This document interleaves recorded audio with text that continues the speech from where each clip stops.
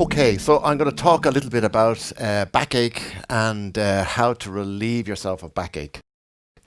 Now, this comes from my years of working as an amatsu practitioner. That's the fixing of backs through the working with ligaments. And then I teach yoga.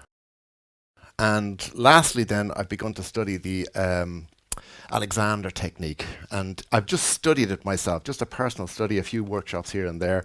But it's been an absolute revelation. And it's answered so many questions for me when people come along to my practice to have their back fixed.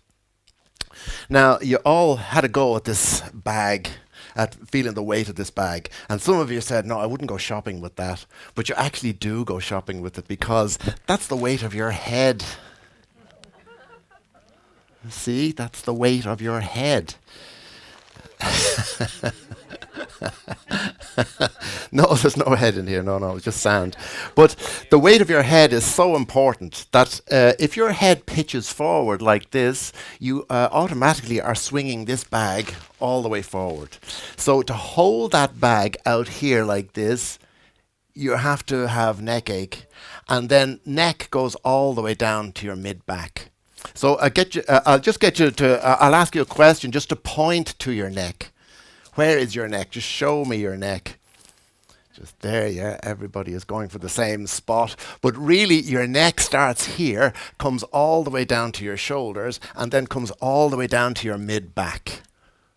Okay, so you can see in this little diagram here, you can see this better later on, but all these muscles here are holding the head in place. Your neck, muscles, and then all these muscles here holding the head in place. Now, what happens is, if you pitch your head forward, all these muscles have to kick in and grow and tighten and shorten. So you start out life like this little child over here that's sitting perfectly, see? So you're standing up nice and straight, but as the years go by, your head pitches forward and you end up like this. Now, where does that all come from? Because if you look at a 5-year-old child standing, the child will stand absolutely perfectly with its head balanced right up on the top vertebra, say a 5-year-old child. And then after that, then by the time they reach 20, they're pretty much like that. So what happens in between 5 years and 20? Well, it's this chair. That's what happens. And that's a school chair. So when the 5-year-old goes to school, he sits down in the chair like this, and because it's a chair with a hollow in it, he has to roll back his back like this. So his spine goes out of place and his head pitches forward to balance the spine that is rocked out of place. Now, the reason why these chairs are so deadly is because they have this little hollow. So anything that has a round shape is going to sit into the chair, and then it's just going to roll back like that. See? So your hips, because if you look at the diagrams, you'll see that the sit bones, the bones that you're actually sitting on, are rounded. See? They're shaped roundy, so that there's no square shapes in the body. It's all round. So as soon as you sit down onto a chair, it just rolls back, and it has to stay rolled back. So you end up sitting down correctly as a child, and then your hips just roll back. And so by the time you're 30, 40, 50, then you have to watch television like this. See? And it's very comfortable to watch the television like this because you're in that sort of shape. So your head is pitching forward, and then you have the remote control, and you're watching the television. So then your back begins to ache, because to get up out of the chair, then you have to do this, see? Struggle up. But as your head pitches forward, all these muscles here get so tight that you're stuck into that. And that's your posture then for the rest of your life. Now, I'm going to change your posture. So one of the things I'll say first is that you have to let go of the idea of an end gain from this particular class. Don't expect to run out of here thinking, oh my God, I feel so much better. What you're going to do, my aim for this class is that you will go out of here and enter into a process. And in that process, then, you begin to straighten up.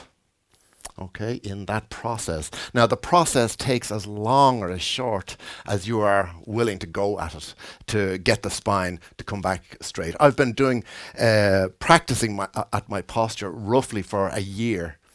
Maybe a lot more before that, but really intensively for the last year. So it has made quite a lot of difference to me.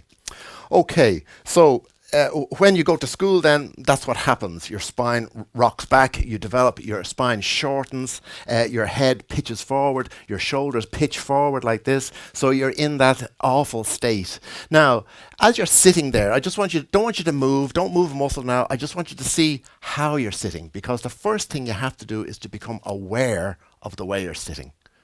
So are you sitting comfortably? Are you sitting where the aches and pains are beginning to set in and then you've got to adjust? Are you sitting with your head tilted? Are you leaning forward? Have you got one foot behind?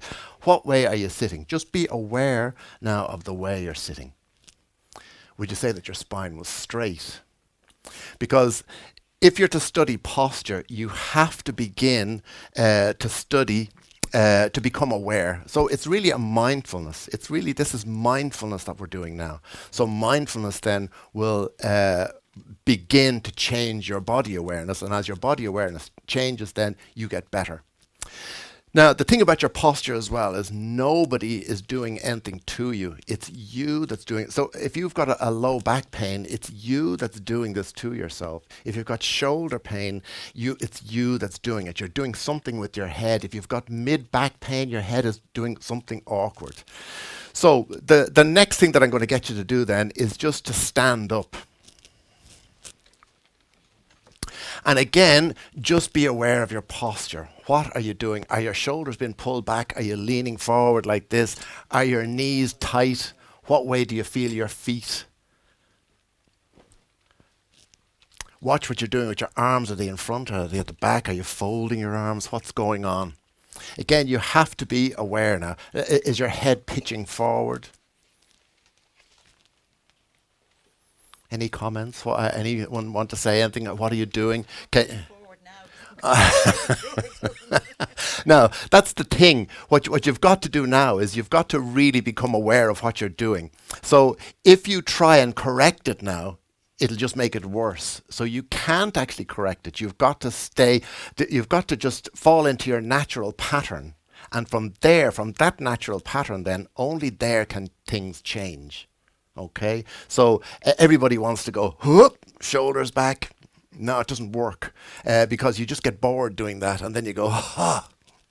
So it just doesn't work. So what you've got to do then is just to be patient with yourself, enter into the process, and it's a long process. Okay, so the next little thing that I'll do then is just get you to stand. The way I teach this in a yoga class would be to get you to stand like a child. So just see, without looking at your feet, see if you can step about 12 inches apart, feet, and keep them parallel. Without looking at your feet, see if you can manage that. Don't worry if you can't. Now I want you to bring your awareness right down into your feet now and see if you can see which way am I standing on my feet now. Am I leaning forward? Am I leaning back? Am I leaning on my left foot? Am I leaning on my right foot? What's going on? Just be aware now. There's nothing else to do. There's just be aware. There's no right or wrong in this. This is your body. So only you can tell you what's happening or what's not happening. So the more aware you become, it brings you right into the present moment as well. That's why I say this is lovely for those of you that practice mindfulness. It's super. You'll excel at a good posture if you're practicing your mindfulness. So again, you're just down into the soles of your feet. You're just connecting up then with the floor. Now, what are your knees doing now? Are they jammed tight? If they're jammed tight, then you've got to loosen. Because the reason your knees go jammed tight is because you're pitching forward. Your head is leaning forward, so you've got to do something with your knees. Now, I'm exaggerating. There's nobody in the room standing like this. But if I lean forward like this, my knees go tight. They have to. So therefore, I end up with sore knees and I walk like this. Now, if I'm leaning backwards, then the same thing happens. My knees go tight, and so do my thigh muscles go tight. So I've got to soften my knees. And how I do that, I just keep moving my knees backwards and forwards. So I'm aware of the soles of my feet, and now I'm aware of my knees being soft. So I'm stacking knees all the way on top of my ankles. And I'm just being aware then of what's happening in my body. Now the next little bit then is to come right up into the hips. Now your hips should be free to move backwards, forwards, side, There should be a freedom there. Don't worry if there isn't a freedom there. But you're stacking then your hips directly on top of your knees. So your knees are constantly moving. Now, if you watch a child standing, they just stand. See, they're just standing there. There's no effort at standing. Their heads are just sitting right up on the top vertebra, and but if you watch a child long enough, they'll just sway backwards and forwards. And that's because their knees are completely unlocked and balanced. Their hips are stacked directly above the knees, and then the spine then is just lengthening all the way up to the top vertebra, where that green bag is just sitting right up. Now that green bag weighs about 12, 13 pounds. But when it's stacked correctly right up on the top vertebra, it weighs nothing. Absolutely nothing. So the whole goal of this then is to have your head sitting right where it should, right up on that top vertebra. Your knees should be soft. Your hips should be soft. Your spine is lengthening now. Now, even just in the process of doing this, if your knees are soft, your spine is actually lengthening because you're loosening and letting go all the muscles in your thighs, the quadricep, the hamstring, and then all the way up the spine then. Now, as you're practicing this then, remember what I was saying about your neck and your head. If your head is sitting right up then, all these muscles that are holding it in place, they begin to release out. But because you've been holding the head forward for so long, now you can, you're beginning to let the head, all these muscles relax out, but they're not going to give up easy. They're going to be just as tight as they are today as tomorrow. But by this time next week, maybe they'll have loosened out just a little bit. So again, I just want you to come right up into the neck. Just be aware then of your shoulders. Now you're not doing anything. Remember, we're not end gaining. We're not trying to end gain, and we're not trying to get anything from this. We're just being aware. So let your shoulders then hang off the body. And then let your arms just hang out of your shoulders. So you're just doing nothing with the body. Absolutely nothing. Your knees are still soft though. If the knees have tightened up already, there's something going on in the body. That's an old pattern.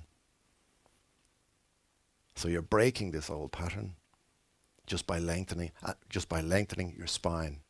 And you'll find that as you lengthen the spine, your arm strength increases, your finger strength increases, your overall strength actually increases. So there you are, just standing like a child now. Okay, very good. So the next question I'll ask you then is, you said that your neck was here, and really your neck is there, all right, but it comes all the way down to the tip of the shoulder, and then all the way down to mid-back. It comes down in a little triangle. Now, the next question I'll ask you is, where does your arm join the body? Where do you think your arm joins the body? Okay, just point to wherever you think the arm joins the body. Yeah. Most people will say, there, okay. There's the connection to the arm, to the body is right here. It's the collarbone joins onto the body right here. So there's the distance between your two arms, is the distance across the breastbone. So your arm is joining on here. So really your shoulder is completely free. It's completely free, except it gets tight because of all the restrictions of our head, so the shoulders get completely free. We keep on pitching forward, and there's a reason why they keep pitching forward. We'll go into that in a minute. Okay, so that's where your arms are. So it's an important point to remember. So you should have complete freedom in your shoulders, if that's where your arm is joining your body. The next little bit that I'll get you to do then, you can sit down. If you're getting tired, you can sit down. So the next little bit that I'll get you to do is, very good, is to show where are your hips. Now, most people are going to say, well, my hips are here, my hips are out here. But actually, I've just pointed to them. The hip join the body right there. But most people think their hips are out here or here, so they'll bend like this to pick up whatever it is that's on the floor, and they don't bend their hips at all. Whereas the correct way, if you ask a child to pick up something off the floor, you wouldn't mind just picking up that shoe just for a second. Oh. Very good. No, lost the habit, you see, of being a child. So If you ask a child to pick something up, we'll say a 3-year-old, they will simply do that. They can't do that. That's a learned thing from school. So here's where you bend from. Okay, so if I want to pick up something off the floor, I'll bend from here, pick it up. If I want to take something out of the fridge or a drawer, I'll open the door like that, but I'll bend my knees and take it out. And doing that gives me mobility. Doing that restricts my mobility because it shortens my spine and shortens my neck as well, restricting its motion. Okay, so the next little thing that I want you to do, everybody with me so far? Any questions so far on what I've said? Does it make sense? Okay, if it's making sense, good. Okay, so the next little thing that I get you to do then is just to get up and down. Now, I noticed already the way you're getting up and down, you have all the old habits of every adult, but I want you to see it. So maybe if you could work in 2s or 3s with the person beside you and just observe the way you get up and down. So just getting up and down and just observe the way the other person gets up and down. So you just get up and down, you just see how is the person getting up or down. And what do you notice? Do you notice anything? Oh, yeah, lovely, yeah.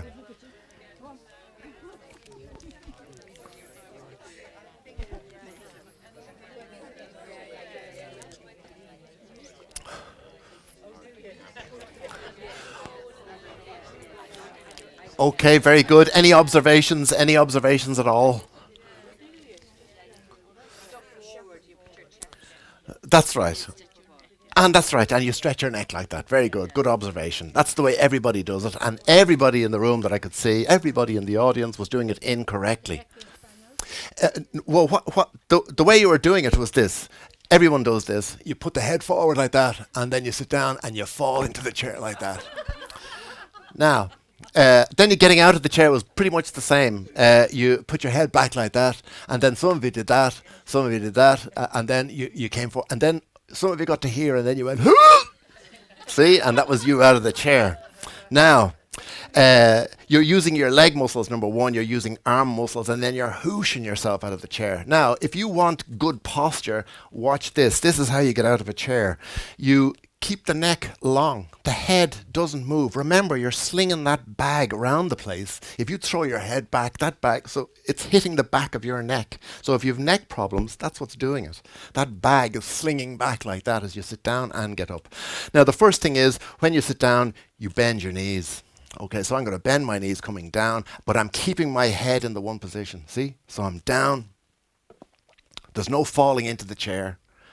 So if you fall into the chair, you have a thing called a startle mechanism. You startle the body because it doesn't like falling backwards. So up go your shoulders and forward goes your head. If somebody came running up behind you and went, boo, you'd go, whoa, into that startle mechanism. See? So as you sit down into the chair, your body doesn't like it. So it does exactly that. It just goes, whoa, like that. And then after years and years of doing it, then you're getting up out of a chair like that and walking around then saying, why do I have a neck pain? So to sit down in a chair correctly, then you've got to keep the neck in the one position, sitting down. And then getting up, it's the same. You're coming forward, keeping the head in the same position, and then up. Do you want to have a try of that? Very good. He's got it already. Head back. Head has to stay in the one position. No hands. Yeah. That's it. The head is going back. Now, just let me be a mirror for you. I'm not. Don't take it as a criticism. It's just head is going back still. Now, can you see it in each other? If you look at each other, then if the person beside you, you can tell them then what they're doing wrong. Head going back. So it has to stay in the one position. Now, to practice it, you have to really sit in front of a mirror, hold your head, and then move up and down. Excuse me, may I ask a question? Sure, yeah. Question. Is your talk geared for people who have no disease in their spine? Well, When I say disease, I'm talking about degenerative disease. oh, well, no, it's geared for people that would have a fairly good spine, but if you do have degenerative stuff, well, if you have degenerative stuff, this tends to clear out the problem. If you're getting up and down correctly, it tends to lengthen your spine. When your spine lengthens, the discs that have been damaged grow again back into place. So if your spine goes back into perfect alignment, the discs that have been damaged will grow again. And that's happened loads and loads of times. Dermot, have to change the chairs going into brand new schools, or No, it depends on how aware the principal of the school is. So if the principal of the school is aware, then he'll get a wedge like this. He'll put it on the seat so that when the child sits down, then it sits down and its spine stays correct. See? No. But again, kids will look after themselves because some kids will sit like that on the chair. See? Now that keeps the spine straight. and do you have any tips for the school bag? It has to be balanced. It has to be balanced because it shows x-rays of school kids and they've got scoliosis because of the school bag. And they're carrying about 25, 50 pounds. Exactly. Yeah. Yeah, well, things are changing a bit because they're using iPads now, so that's just the only difference. Okay, but I want you to stay with that just for a minute, just to get up and down again, knowing how you get up correctly, to keep the head just in because you have to be able to do this. You have to be able to go. Now, you have to hold your head so that you're not allowing it to come back even that much. So, come right forward now. Don't mind me. Yeah. We don't have chairs like that in our school. Oh, lucky you. So keep your head steady. Don't put your head back. That's it. Very good. You've got it straight away. Very good. Very good. You're all getting it. Now you have to practice this every single day. You're getting better. Everybody is getting better. Now, again, when I explain this to people, they say that when they go back to work, then they're getting out of a chair like this. They're getting out of the chair like this. So all their workmates think they're nuts. But after a while, then, when you get used to it, you're able to sit down correctly, and then you're able to get up correctly. But there's no falling back into a chair, so you end up like this. Now, the important thing is, when you're doing this correctly, you're developing a neck reflex. Now, your neck reflex is the master reflex in the body. If you have a neck reflex, it means you're able to walk correctly. And that's the next thing that you have to be able to do. To get up and down out of a chair, definitely you have to be able to do that. To stand still, you have to be able to do that for correct posture because you're lengthening your spine all the time. But the next thing is to be able to walk correctly. Now, I don't have the time to do this, but most people, when they're walking, will lift their leg like that. Now, and a big exaggeration, but we tend to walk like that. So if you watch a child walking, a child will simply stand from its standing point like that, and then it'll just fall. And it's into a walk, see? So it's walking on energy and not on lifting. So if it's lifting, now that's 1.5 stones in weight. So if you're lifting 1.5 stones to take 10 steps, that's a lot of 1.5 stones to be lifting just for 10 steps. So you've got to practice then falling. And that develops then the reflex in your foot. Now watch this. If your head is pitching forward and your shoulders are pitching forward, it's very hard to walk correctly because you're afraid of falling over. So what happens is you end up then walking like that, protecting every step that you take. So then by the time you're 90, then you have a Zimmer frame like that and you're walking along so you don't fall over. Now, if you keep the neck reflex, you'll never do that, ever. So you must keep that neck reflex. So that's why it's so important. We get up and down correctly out of a chair. We stand properly. And then we walk properly. So just try that again. So you're just going to fall forward and then walk.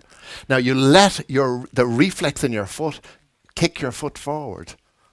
So just try it. Now what most people do is they lean forward like this and then they go. No, you're falling forward from your ankles. That's it. Very good.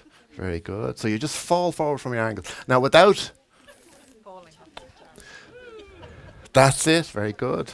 Falling forward from the ankles. So you just fall.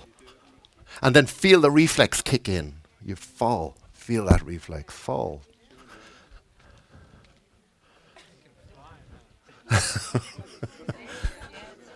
So, are you managing it? I think it's hard. Well, no, you didn't fall though. You have to fall. You have to. Practice falling. You're falling. That's it. Now, if you keep practicing that fall, Then you end up straight in the middle. Well, no.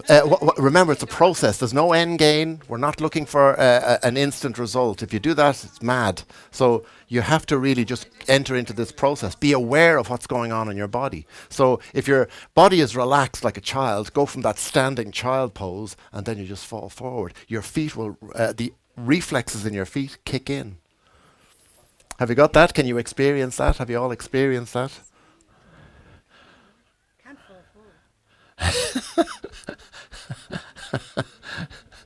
forward. Okay, the next little bit then. Just to try this, just to bounce up and down on your toes. So bouncing up and down on your toes gives you back the neck reflex. Now remember, you're just letting the spine lengthen, letting your head move upwards and forwards, letting your shoulders just broaden out. So your shoulders are just hanging off the arms and you're just bouncing. Now this is giving you back the reflex in your feet. So you're developing the reflexes in your feet. So again, if you find that falling forward was difficult, it should be less difficult doing this because you're redesigning your body really. You're getting out of that old habit. Okay, very good. Now, there's no correct way for walking. John Cleese was... the funny walk, John Cleese. He did Alexander technique classes, and he was told there was no way of walking correctly. So that's how he came up with the Ministry of Funny Walks. So that's where it comes from, the Alexander technique. And what's his name? Tommy Cooper. You can sit down as well. Tommy Cooper has a joke that he went to the doctor, and he said to the doctor, "Every time I do this with my arm, I get an awful pain in the arm." And the doctor said to him, "Well, don't do that." So it's much the same with the Alexander technique, that if you find yourself folding your arms and leaning back like that, you have to actually lean back to fold your arms. Now, if you're in the habit of doing that, then you're crushing your lower back. See, can you see that? You have to lean back, so you're crushing your lower back. Over a period of years, your low back gets sore simply because you're folding your arms. The same thing if you put your hands behind your back, it's the same thing. You have to lean back, so you're crushing the low back again. So you stop doing that just to stand. Okay, you with me still on this now? Any questions? Any more questions?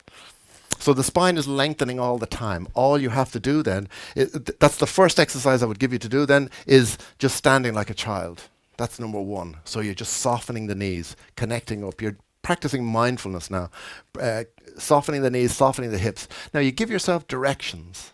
You have to inhibit yourself. You have to stop yourself from the bad habits. So you have to give yourself directions. Let my spine lengthen. Now watch that word, let.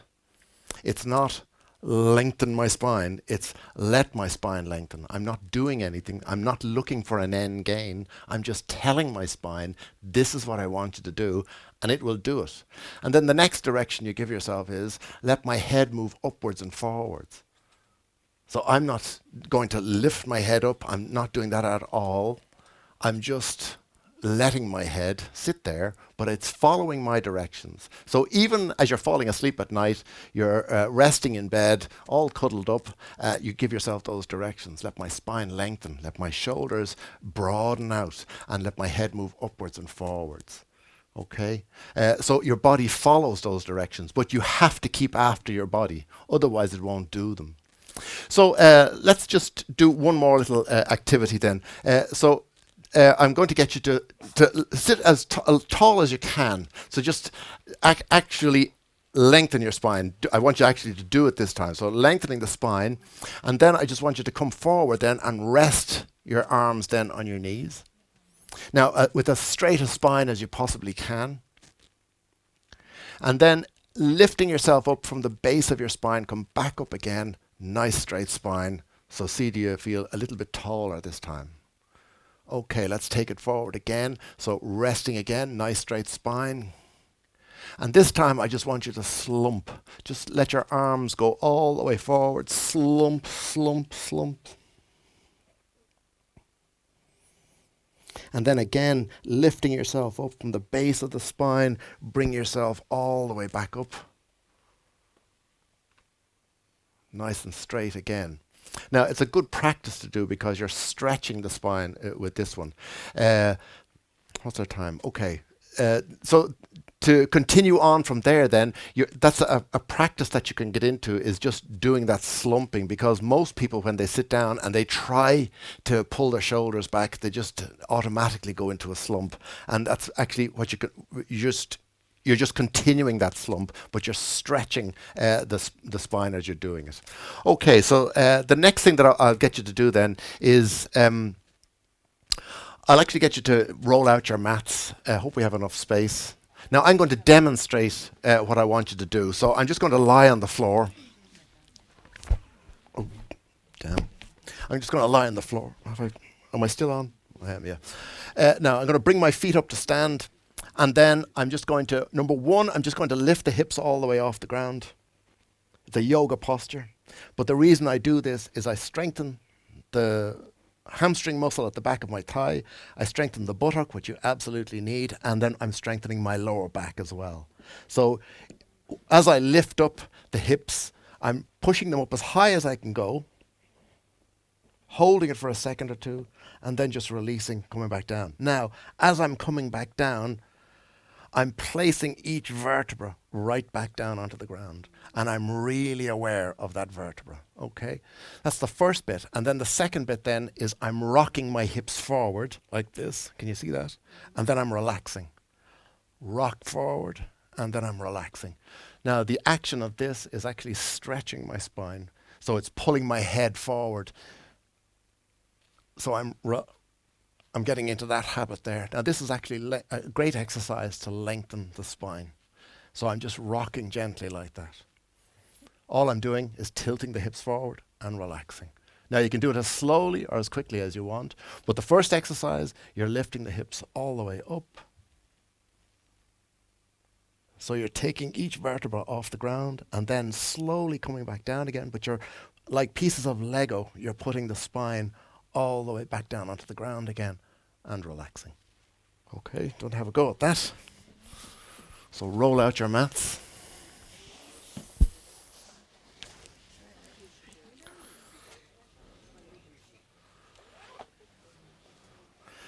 That's it.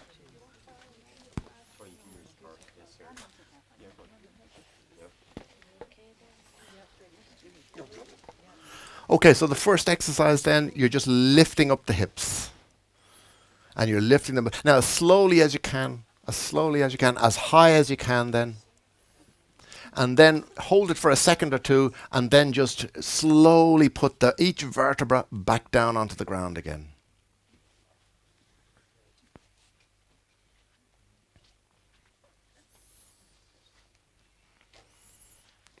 It. So then you just keep coming back up again. Now, if you get tired, naturally enough, you just stop. But nice and slow. The slower you do it, the better. The slower movement, the more you're focusing on exactly what you're doing. But if it's a quick motion, then you're into this end game. I must get strong. I must get my back strong. No, you do it nice and slowly. You use your mindfulness. You bring up the hips, nice and slowly bring them back down again.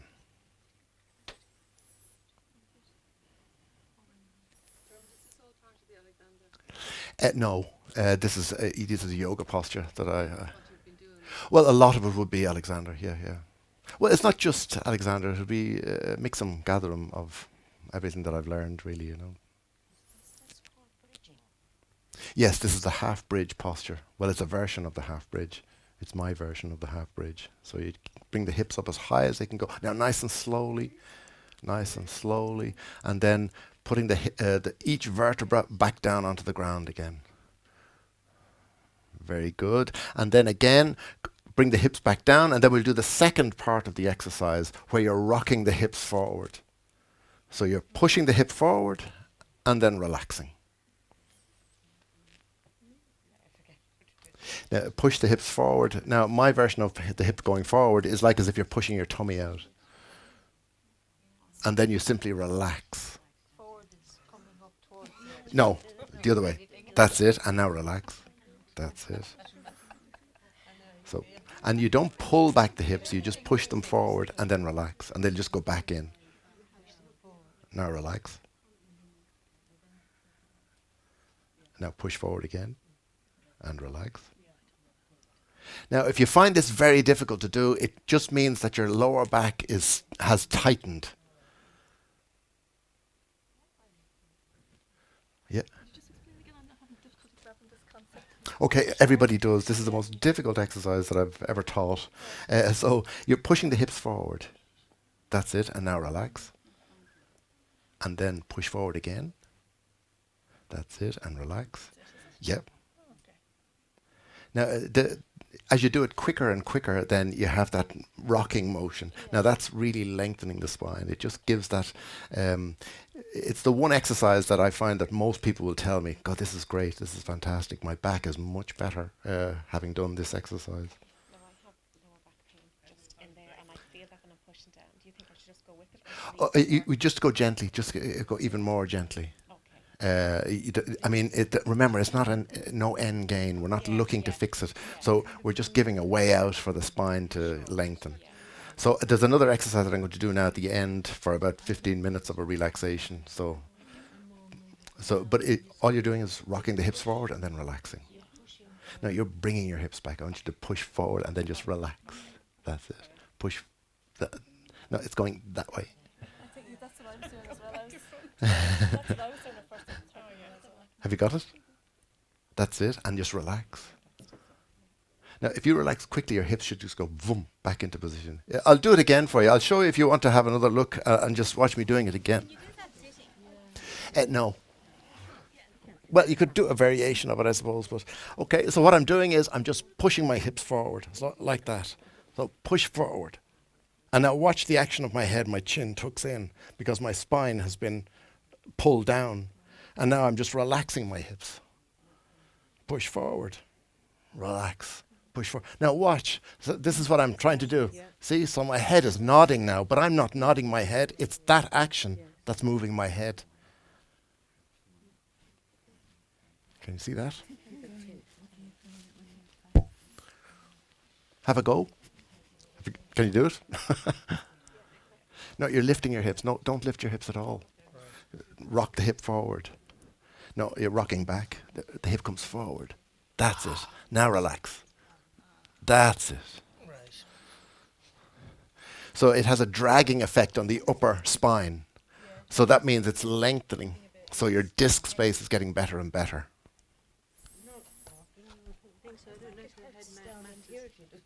Oh yeah, well, see, you have to be patient with yourself now. Don't overdo it. There's another exercise. That's it. That's it. That's it. Now, again, if it's sore, remember, if it's very sore, it just means that your lower back is tight, is extremely tight. So you have to be very patient and slow with yourself, all right? Very good. There's a whole ream of these exercises that you can do. Now, this exercise comes really from Feldenkrais, who was a follower of Alexander. So you can do lots of things like this lady is doing here. Now she's bringing her legs across to the side. So you can do that then. You can just bring your knees, drop your knees across to one side and then bring them back again. So you're loosening it now nice and gently.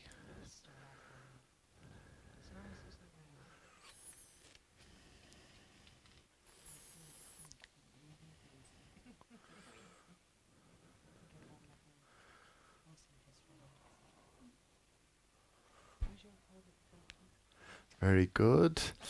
Okay, then for the upper body, then you can put your hands out in front like this. Now, this is going to be difficult to do in here because we're so close together.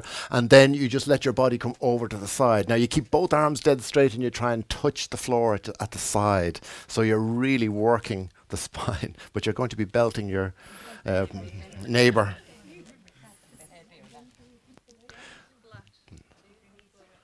So you keep the arms dead straight. Yeah, just relaxing back the head. Yeah, relax back the head. So well, you can practice it at home. Very good. That's it. Yeah. Oh yeah, well it has to. I mean, you would be made of elastic if your hips didn't go with you. So again, all we're doing is just releasing out the spine. That's it. So you have to find a way of getting yourself across. You've got to utilize every bit of your body then to be able to move. Are we to encourage our knees to go to the side? Or to encourage Well, just gently, you just... So they could stay put or they can move? Well, I mean, then your hands are not straight. See, if you interlock your hands, now bring your arms up straight. And now come right away across. Now, without bending your arm. So what have you got to do now? So you've got to be able to figure out a way of getting. Yeah, exactly. So you're stretching the spine in some way to do this exercise. Okay. Yeah, go the same way. Yes. Yeah, you can put it right out in front and then just turning over to the side. And so you keep your arms dead straight and then all the way across. Very good. Oh, well, your head doesn't move at all, really. It's just following. It's just following the motion of your shoulders. Very good. Okay, so any questions now? Any questions on anything that I've said so far? Because we're going to do the last little bit now, which is just a 15-minute relaxation. Are you allowed to put your head off the ground when you're doing that? Well, it depends on what you want to do. Say your neck is very stiff, well, then more than likely you'll want to lift your head. But if your neck is completely relaxed, you'll be able to leave it wherever it is. So there's no hurting your neck. So if you want to lift your head, more than likely there's a tightness there.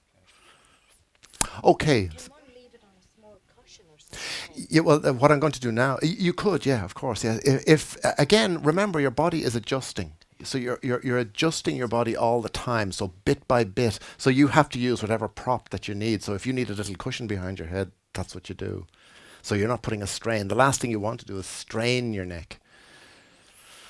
How do you know when your head is in the right place?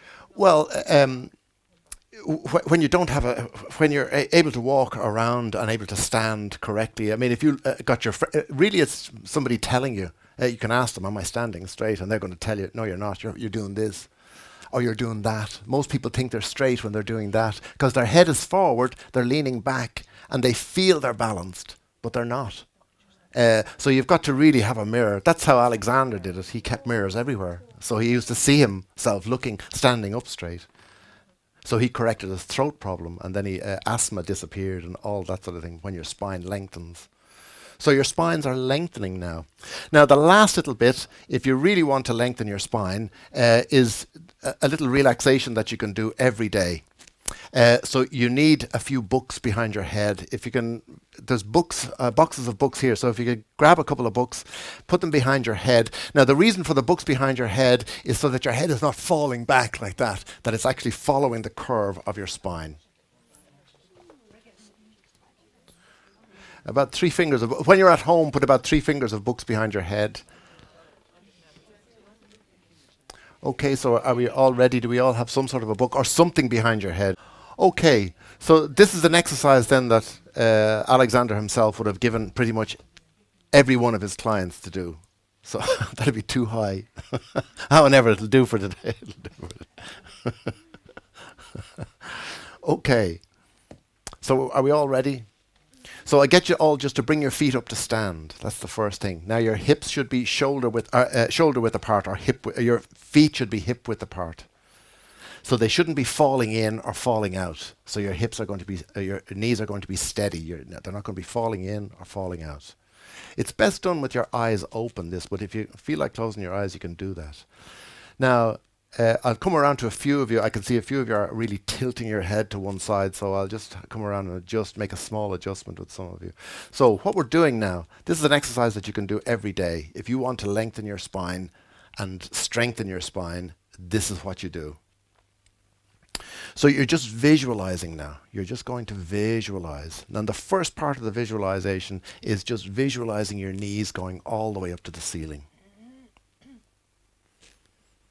So you're just visualizing your knees going all the way up to the ceiling. Now, as you visualize that then, that is releasing your legs away from your hips. So it automatically means now that your hips are in a better position to relax out. So just visualize then the hips just broadening out. And then all along the spine then, visualize your spine lengthening.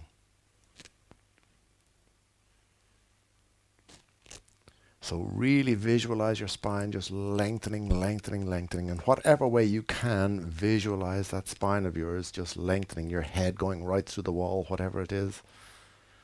Now, watch the word let.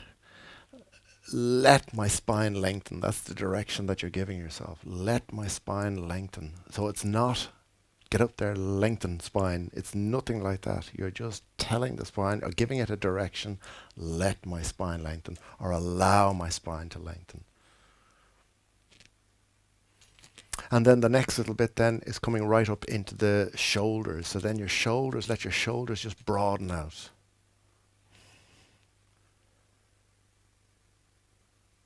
Again, you're just visualizing the shoulders just broadening out. So you're making a broader contact with the floor underneath you. You're making a broader contact all along your spine. Now, once you can feel that happening then, it means that the disc space between each vertebra is getting bigger. So now they're able to take more fluid. The tightness now is coming out of the spine.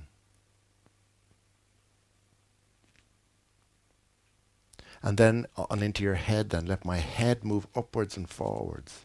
So let my head move upwards and forwards.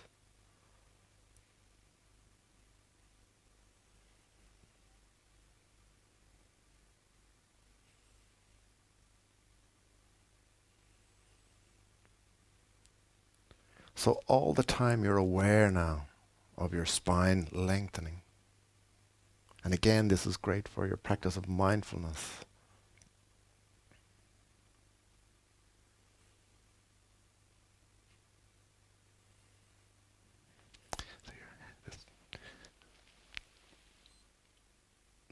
That's it. Very good.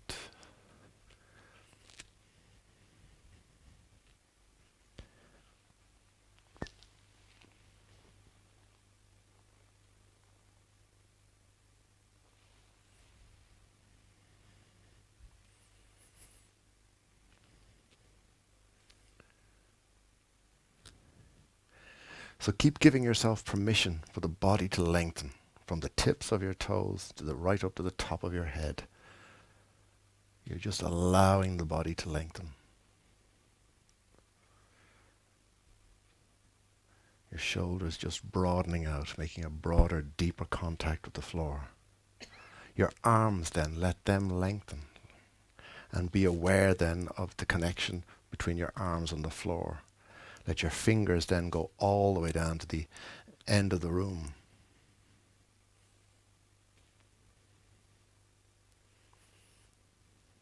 And the same with your feet then. Again, your feet just lengthening.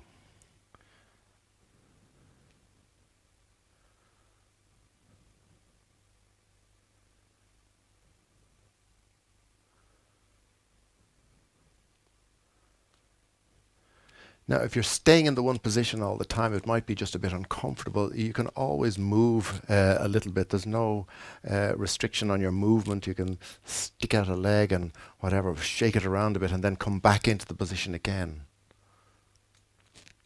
But the whole idea is lengthening the spine. You're just lengthening the spine, letting your head move upwards and forwards, letting your shoulders broaden out. You can come into the left shoulder now. Bring your attention right into your left shoulder. And then visualize the left shoulder pulling away from the right hip.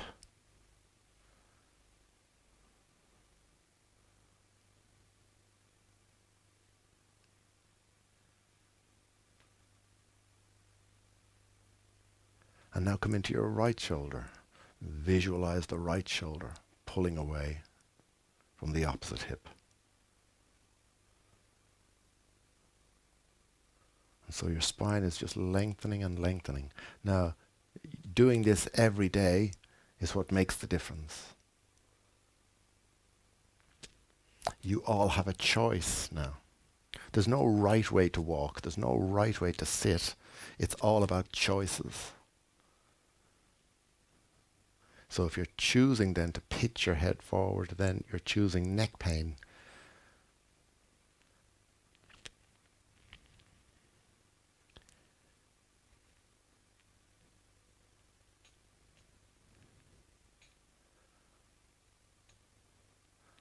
So now this way you're just lengthening the spine. It's just so easy just to lie there, for 10, 15 minutes every day. After about 10 minutes, you'll notice that your breathing begins to change. If you keep up this pattern of practicing this every day, you'll notice that your breathing change roughly after 10 minutes, because the discs in between the vertebra that have ribs attached to them begin to separate. So the vertebrae begin to separate, so you get bigger disc space, and that allows a deeper breath to be taken.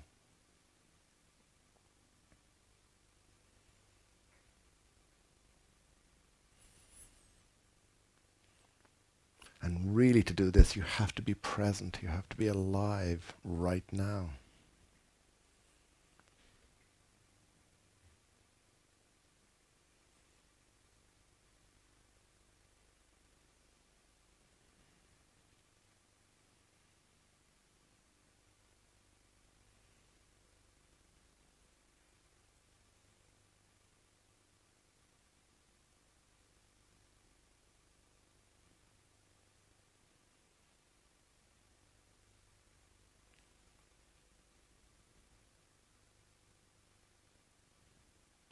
So keep just letting that spine lengthen. Keep giving yourself the direction. Let my spine lengthen. Give yourself permission then for the entire body just to release out.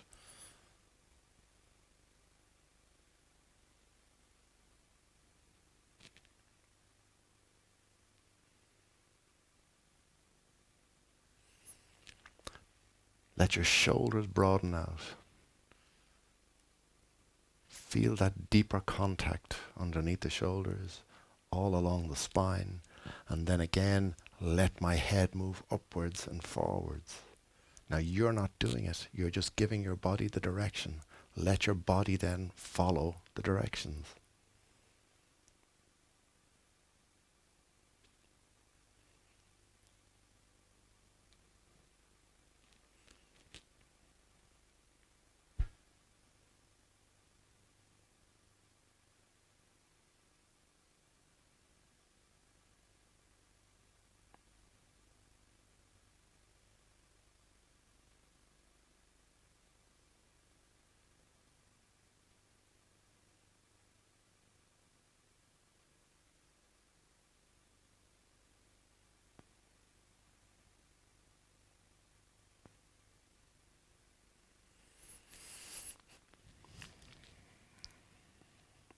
Let my spine lengthen.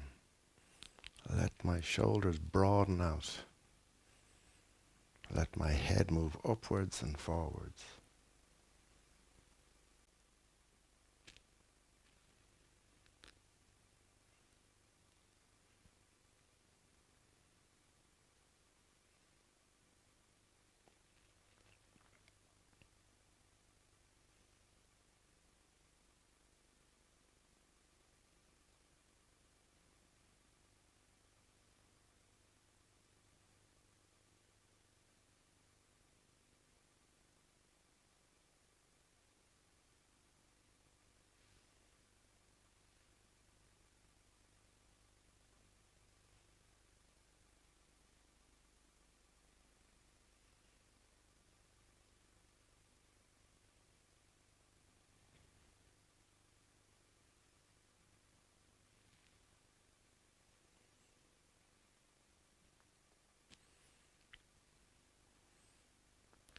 So this little exercise for 15 minutes every day.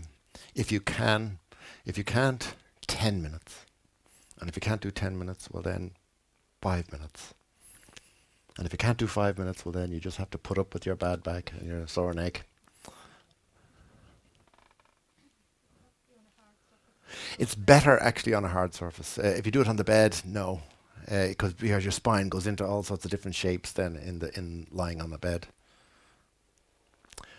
Very good. So I'll just get you all to back up and we'll just recap then on what we've done for the last hour.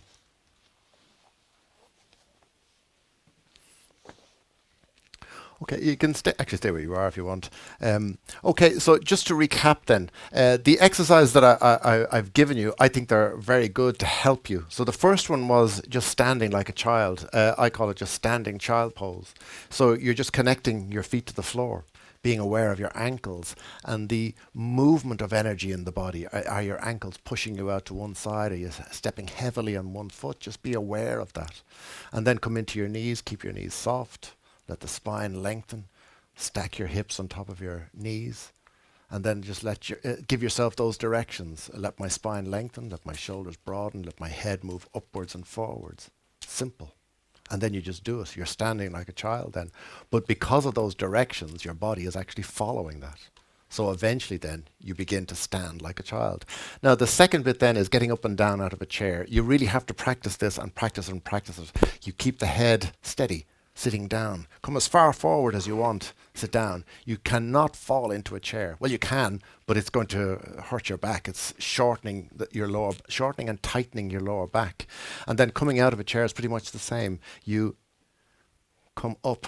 Now, getting up and down out of a chair, most people think, well, I need leg muscles to do that. You actually need no leg muscles. If you're 150 years of age, made of skin and bone, you should be able to get up and down out of a chair as easily as that, because you're not using muscles. You're using your reflexes, and in particular, your neck reflex. So your neck reflex has to be preserved so that you can walk properly. And that's the next little bit then. You're just falling forward.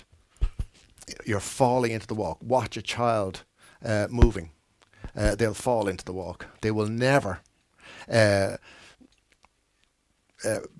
lift their foot to walk. They will just simply move forward.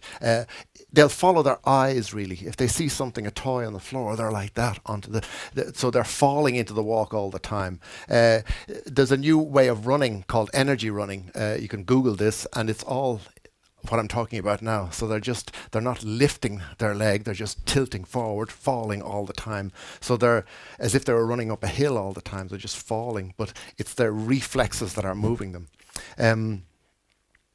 That's the second one. And then the third one are the exercises I showed you on the floor. That one in particular at the end, I definitely recommend. For 15 minutes a day, just giving yourself those directions, letting your spine lengthen, head moving upwards and forwards, shoulders broadening. So you're looking for a broader contact underneath the spine all the time. And then the other exercise that I threw in, those yoga type exercises, they're super for releasing tight spines. Super. They lengthen your spine. So you just practice them. And that thing about lying down and letting your head move upward, I can understand that. I can't understand the moving forward. well, if you watch somebody falling asleep, they'll sit for ages, and then the eyes go, and then their head goes, because that's the head has a forward balance point. So it's moving upwards and forwards. But that's the natural movement of the head. But you're not doing it. You don't have to do anything. You just have to give yourself the direction. So your body understands that. As your spine begins to release out, your body just understands that. So it will just naturally move upwards and forwards.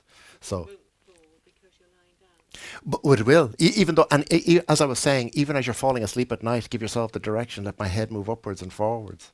It's a direction that you're giving your body. Remember, your body is pretty much dead, but it's following your instructions. It's following your instructions. So you have to give it instructions. But unfortunately, we've never given the body instructions. As soon as we went to school, we were sitting like that. And now we have to break that habit and come back out. So we give the direction, let my spine move upwards and forwards, and then I'm going to get up out of a chair correctly, that type of thing. And then after a while, as you do it for quite a while, then you'll notice as soon as you get up out of the chair, putting your head back, you'll know it because it hits your back of your neck. That green bag changed everything for me. I said, there's no way that could be the weight of my head. And it was. So I changed everything. But it changed everything the way I work on people as well, because I could feel all these big iron bar type muscles going down their back that didn't exist. They don't exist except when your head pitches forward. So your body has to work like hell to hold your head in place. So if you're getting up incorrectly, you're throwing that green bag 13 pounds around the place. It's too much for your neck. Also, working on a computer. As people work on a computer, they tend not to sit on a correct seat. So when the problem is that they end up like this. So their neck reflex is gone. And their head is pitching back. Their spine is curving out instead of in, like that, the way it should normally be. And then they're not leaning from their hips. If they wanted to come in close to the computer, sit on a wedge like this, and then you just simply come forward to look closely at the computer. Or like a child, you pull up onto so that keeps the spine straight. So you can't criticize kids for sitting like this anymore. They're just keeping their spine straight. They do it naturally. So, any questions? Would where the fat falls on your body, would that be in relation Oh yeah, of course, yeah. to fatty? Yeah. That from Yeah. Well, I mean, the George Bernard Shaw was 80 years of age when he went to Alexander, and he said to Alexander, "I've got angina, and I've got 3 weeks to live." So when he went along to his door, he couldn't step up the 2 steps to go in the door. So what he did was he got the passerby to knock on Alexander's door for him, and then he got 2 men to lift him up the stairs. So Alexander said to him, "Well, if you've only got 3 weeks to live, you better come to me once a day rather than once a week." So after about a month, he came back. He wrote to Alexander and said, "Thanks very much, Mr. Alexander. You've really helped all of my problems. All my knee pain has gone, my back pain has gone, and," he said, "my angina has gone." Because if your head is pitching forward, it cramps here, putting pressure on your heart. Now, your heart needs space to move because it pumps like that, forwards and back, forwards and back. If your chest clamps down, I said this in another talk, your heart loses its shape. So because the chest is holding it in the wrong position, so it loses its shape, and it can't move. So therefore, you get all these type pains. Your valves stop working correctly because of a misshapen heart, not because you have a heart problem. It's just your structure has restricted the heart. Now, the question you asked then, if your tummy begins to stick out, well, yeah, if your back loses its shape, or its what would I say, its tensegrity, its ability to hold its shape, then everything else loses out because you end up like this. So your tummy just falls out, and you feel it doesn't matter what you do, it doesn't matter how many weights you lift, you're not going to fix that tummy until your spine lengthens, and then you're back into the good shape again. But the interesting thing about George Bernard Shaw was that when he wrote back to Alexander, he said, "You've left me with one problem." He said, I none of my suits fit me, because he went back up to 6'4" again, I think. He lost 3 inches. So when he straightened up again, his trousers were up to here. So, and then how George Bernard Shaw died was he fell out of an apple tree 14 years later. Now, he couldn't walk up 2 steps at 80, but at 94, he fell out of an apple tree. So be careful of picking apples. Would you have any guidance in relation to the posture when you're driving? Oh yeah, when you're driving, see, cars are not built for good posture. So you've got to make the best of what you've got. So when you're sitting in your car, you'll have a steering wheel. Now, the steering wheel has 2 little niches for your thumbs. So if you can put your thumbs into the niches and let your shoulders drop, let your elbows drop, and your shoulders drop, that's about the best you can do. So then you're sitting up. Really, if your seat is low enough, keep the seat flat as well. Most people tend to sit back into the seat so their knees are up here. Now that puts ferocious pressure onto the lower spine. But the higher up the seat is, the better for your spine, because you're able to go back into the correct posture. But if you can't do that, you really have to put your thumbs into the thumb holes, the niches where they are, and just let your elbows drop and your shoulders drop. And you'll find that it's much more comfortable. Now, if you have one hand on the wheel and one hand resting here, you've a twist in your spine. To do that, you're pushing with your hand onto the steering wheel. So that's pushing your spine out of shape. So you're resting an elbow. So your spine is out of shape then. So you end up walking around like that. And that's what happens to people. They drive so much that they end up walking sideways. And then they have terrible pain in my back. Why? I don't know. One guy who came to me was a van driver. I couldn't figure it out at all, because normally people come with the arm here. But then I thought, I know what he's doing. He had the complete opposite. It was a sunny summer we had last year. So he had his elbow out the window and he had his other hand here. So it was a complete other opposite twist on his spine. But he corrected it quickly, because I got him to sit correctly as he was driving. And it made a huge difference to him. You can get them. They're available. Oh yeah, just on ordinary chairs. Yeah, yeah. You'll find after a while that as you do practice these exercises, that sitting in a couch like this doesn't suit you anymore because you realize my head is pitching forward and I have a pain in my back. And then to get out of the chair, it's to get out of the chair. So it's no use to do that. Whereas really to get out of a sofa or to really to get off a chair, that's what you need. That's all you need. And you don't need leg muscles. You just need your neck reflex. It's a reflexive action.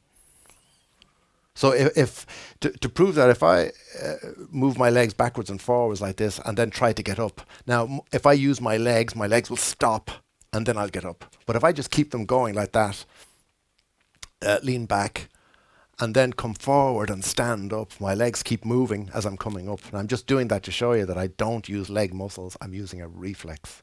So you develop you preserve your neck reflex. Remember what I said, if you're pitching forward all the time, your knees lose their reflex, so do your feet, so you end up like that. Another of my clients, nearly 80, she came in like that because she was afraid of walking. She said she couldn't see the ground anymore, so she had to walk. She walked like that, but she kept falling. And here went tight in her, see? So it just went so tight that as soon as she hit an obstacle with her foot, she went straight down. There was nothing to stop her because she had no, the muscles here were too tight. So she had absolutely no flexibility in which to stop her fall. Her knees were so jammed tight. So doing that exercise of getting up and down out of a chair, that's really the squat posture from yoga. So you're getting into the chair correctly. So there's my chair. So if somebody whipped the chair out from under me, I can still come back up again. So my legs are getting stronger. And then eventually I can come down and do whatever I want down here and then come back up again. But it's just, spine is straight. I'm bending from my hips, which are there, not here or up here or anywhere else. So I'm just bending down from here. And that's when I want to get stuff out of the fridge, when I want to do something, you can practice it. You just come down and then you can rock backwards and forwards to get used to being with a straight spine in this position. Very healthy thing to do. When your knee is close to your shoulder, then you know your spine is healthy. Okay.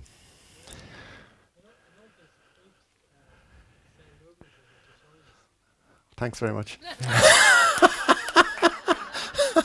No, that's actually true. The silverback will sit perfectly. I just saw a photograph of one, but he was sitting absolutely perfectly. But children do the same. If you watch a 5-year-old child playing or sitting, they sit absolutely perfectly, spine straight. But then again, they haven't been to school. So that's really what does us all in is our school days, because we all end up like that. And then it takes ages to, that's why I say don't go for an end gain. You go into the process. You do your mindfulness on your body every day. Like practicing that standing child pose, very simple. And you do it in dead space as well, like when you're waiting for the kettle to boil. Then you just practice. Now, again, you can practice it chopping your carrots as well. So you're just keeping your spine straight, you bend your knees, and then you're chopping carrots with your body rather than with your shoulders like that.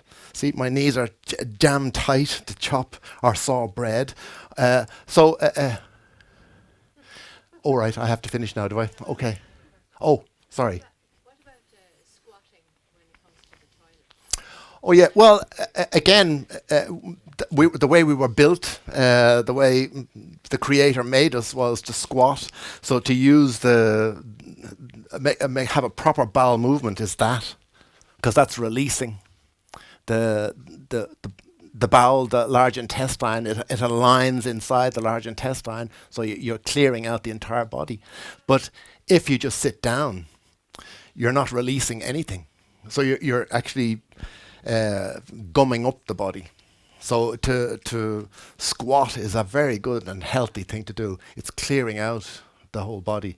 And I've proved it with some of my clients that had terrible bladder problems. They had no bladder problems at all. They just weren't squatting. So as soon as they began to squat going to the loo, the problems disappeared. Well, if you're Yeah, well, again, you can adapt your loo. There's lots of things you can do. There's a little thing called a squatty potty. You can put blocks or whatever, so you can adapt it. Or you can just simply put a little step in front of you and put your feet up on it. Well, that aligns the large intestine to clear out the body. Well, yeah, until King Louis said, no, I want to see my child being born. And then everything changed. What a mess. So there you are. Well, thank you. Thanks.